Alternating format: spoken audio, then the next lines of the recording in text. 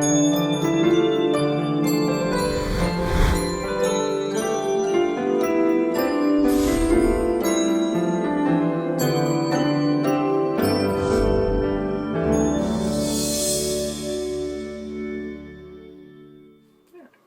let's start off with the generalization of the story. Spend some quality time with the family as you join hard-working husband Al, housework-hating wife Peg, sexy daughter Kelly, and hopelessly horny son Bud to celebrate the landmark television sitcom Married with Children. For 11 seasons, it was brilliantly tasteless, daringly raunchy, and a devilishly clever comedy that put the fun in dysfunctional. Follow the Bundy family and their neighbors as they go through the experiences and hardships that does not play through like the typical family comedy of that time. If you are more for the family shows like the Cosbys or the Brady Bunch, this is not the show for you. This, ladies and gentlemen, is the show that started it all. The Simpsons, Family Guy, American Dad, Malcolm in the Middle, to name a few, would not be aired if it had not been for Married with Children. The entirety of the show was great. The humor, the stories, and risque moments were great and memorable, but I have to admit the best years of the show were the first 4 seasons. In those first 4 years, the show was more realistic and mundane with the stories. Later, the stories got a little outrageous at times, and it became less risque and taboos were not being broken. They were restricted because of the censors came in and started making things difficult, and therefore the show lost something that made the show. Also, one of the actors left the show. David Garrison, who played Steve, one of the neighbors, Steve, left the show during the 4th season, and during the 5th season was replaced with Jefferson, who took a year to get used to. At first, you didn't really like him; he was okay, but it just took a while to get used to him. Some of the things that we all like about the show stayed throughout the series, but because of the different difficulties going on behind the scenes, they were restricted. In the early years, you had a wife who just sat around eating bonbons watching Oprah, a daughter who can make a prostitute blush, a son who is desperate for sex, and a husband who works his butt off for nothing and is not happy at all with his life. The neighbors during the early years were the Rhodes, but after Steve left and was replaced with Jefferson, it was the Darcys, are their friends and enemies at times. They go through day-to-day troubles that families and people go through, and sometimes what they don't, but play it out like people really would do in that situation. And that is what everyone liked the most about the series. It was realistic.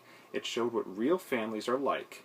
Nobody is like the Brady Bunch. Nobody likes each other, and nothing ends happily. And if you want things to end your way, it's through manipulation and revenge. And I mean, no one really likes each other in real life. I mean, they trick and tease and even beat each other up. But when someone outside the family tries to harm one of them, the family will stick by each other.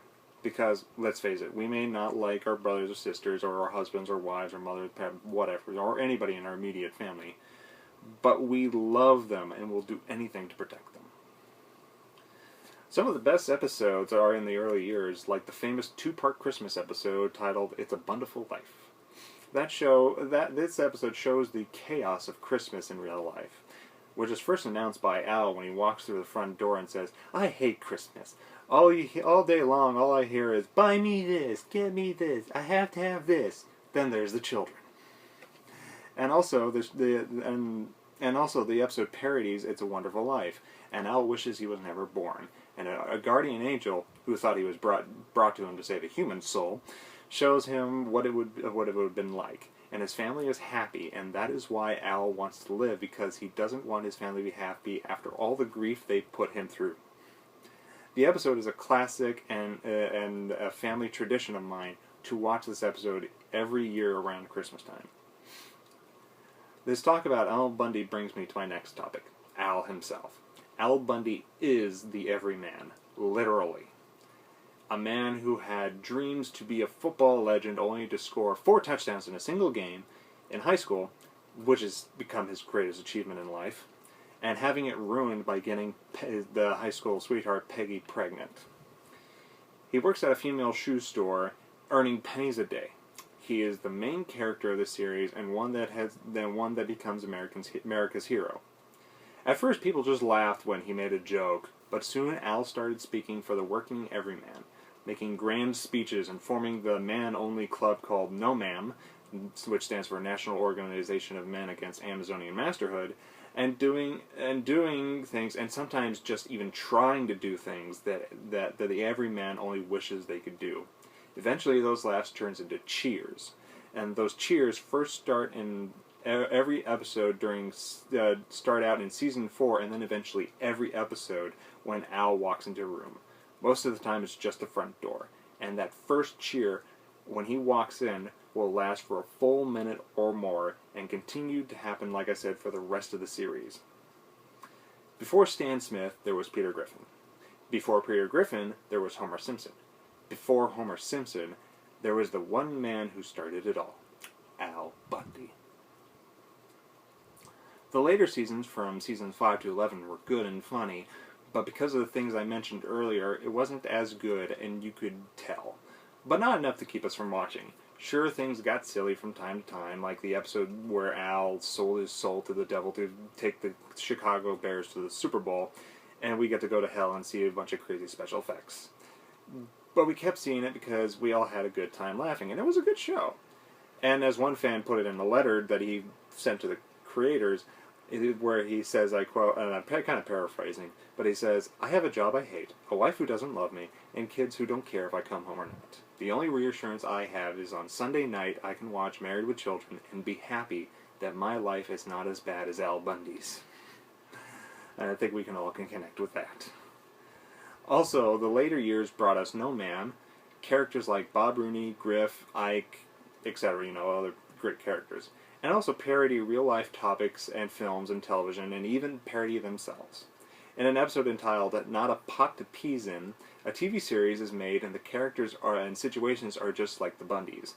Al cracks up a storm at the character that's just like him, but everyone else is not pleased. The show ends up being canceled because, as Marcy puts it, some woman in Michigan didn't like it. The episode was an obvious parody of themselves, but the woman from Michigan was an obvious inside joke to a real-life woman named Terry Rakolta, a conservative housewife in Michigan who tried to get the show Married with Children canceled during the show's 3rd season. She stirred up a letter campaign and protest to get it off the air, but in doing so got people to watch the show, and people who watched the show just to see what the controversy was all about ended up liking the show and becoming fans themselves. Needless to say, her campaign ended, but someone from the Married with Children cast or crew sent her flowers as a thanks because if she had not stirred up this controversy, the show would have been canceled.